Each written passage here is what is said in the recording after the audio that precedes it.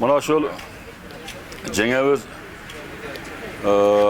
şu adam akavızga arnab köprü saldı Allah'ın razı olsun. Ellerini katı olsun da.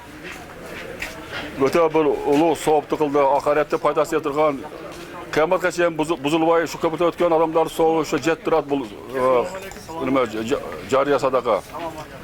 Bunda soğuptar öte jakşılıktan bir şekteki umura serbest kampanyası mana ecevizde bekar oşonda kursacılık menen umuraga aparıp gelişke, kariyat töle aparıp gelişke biletlerini alıp berdi. Oşolaga dagı umur sergizdagan Allah razı olsun rahmat aytabız. Oşonda jakşı işlerdi kıladigan bolsak, yol, köprü, su çıkargan bolsak, ellerdi Allah'ın razı olsun şu ellerge bu öte ahirette soğuk bolat. Soğuğu çeksiz.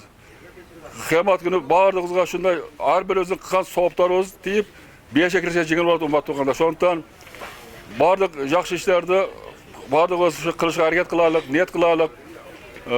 Kanday elder muhtaçlığını bütürge atgan bolsak, elder faydalansa Allah razı oladı. Oşağa bağırdığımız niyetimiz turulap, koldan kelişse şunda жақсы işlerge kılışka bağırdı. Allah Teala takdim müşkil versin. Amin. Euzubillahimineşşeytanirracim. Bismillahirrahmanirrahim. Birinci oçurtda ana batken elimiz tinç bolsun. Elimiz qiynalbaсын. Jamanlarga insof bersin. Yaxshilar menen jandaştırsın. Anan endi mana ajiga jo'natgan kompaniyaning atidan men cheksiz rahmatlarni aytaman. Şolar bar ekan, men shuntum şolar jo'natib, men shuntum keldim. Olarga cho'ng rahmat. Bardığыңarga rahmat. Eli jurtuma, tuğan urug'um bardığıga rahmat aytaman. Anan endi dagı qo'qis aqcham bo'lib qolsa, dagı ko'p narsalarni qilam degan niyetim bor. El uchun qilib beraman, elga foydam tegsin degan niyetim bor. So'pchilik ishni qilayin, bola chaqalarim eson-omon, sog'-salomat yurishsin. Shular bir ziyan ko'rish bo'lsin. Qo'li qo'ngishi eli yurtim tinch bo'lsa, meni tinchligim şol bo'ladi. Men shu apam menen barib keldim. Apamdı Umra servis kompaniyası jo'natdi. Şoğa birge barıp apam menen birge sayahat kılıp geldik. Umra ibadattарын atkarıp, жақсы жерler eken. Bardığınızlarga nasip kılsın, oşo жерге barış. Anan şu bizdin baktığımızga apam bar bolsun, den soğukta bolsun. Apamın köptüğün dagı niyetleri var, şu niyetlerge jetsin.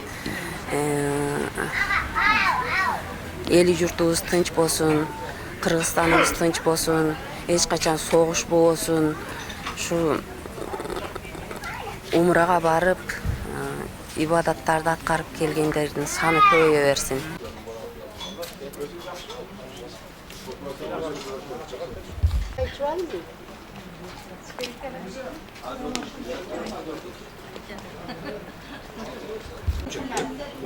Şöyle çekti. Muhtar Dağ. Muhtar Dağ. Onu çekkenini bilmiyor musun? Şimdi.